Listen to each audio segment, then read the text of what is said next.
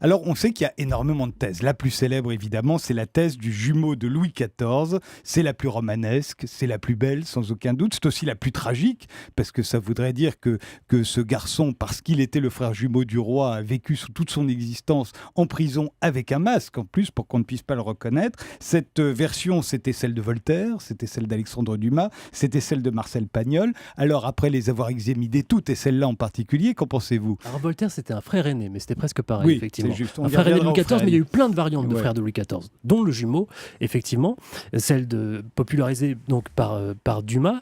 Et c'est une thèse passionnante, effectivement, parce qu'elle explique tout. Elle est magnifique. Pourquoi on lui a mis un masque? C'est à peu près le seul homme qu'on aurait pu reconnaître au XVIIe siècle. C'est Louis XIV, pourquoi, donc voilà. c'est son sosie. Pourquoi on ne l'a pas tué? C'est du sang royal, on ne touche pas au sang royal, encore moins d'un dauphin de France.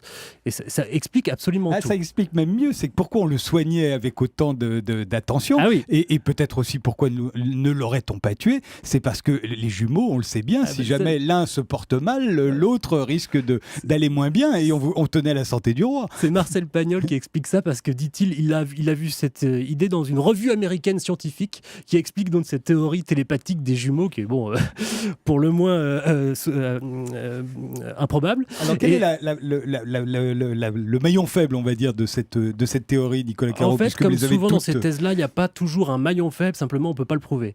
Et là, il y a quand même un maillon faible, c'est que la reine, Anne d'Autriche en l'occurrence, accouchait en public, quoi. Donc il y a des témoins qui auraient vu s'il y avait un deuxième enfant. Alors dans les thèses qui défendent l'idée d'un jumeau, on dit que oui, mais il est né quelques heures plus tard, on avait fait évacuer tout le monde, le Tédéum a été donné plus vite que prévu pour justement évacuer tout le monde et que la reine reste toute seule et qu'elle puisse accoucher tranquillement du deuxième qui s'appelait Philippe ou Alexandre. Il n'aurait pas eu 45 ans au moment de sa mort en 1703. Hein. Non. Il aurait été beaucoup plus âgé si c'était le jumeau de Louis XIV. Ça, à la limite, ça peut être résolu parce que chez Voltaire, qui à la fois qui jongle un peu entre le mythe et l'histoire, donne quand même un témoignage d'un médecin de la Bastille qui a rencontré le masque de fer et qui dit qu'il avait à peu près 60 ans.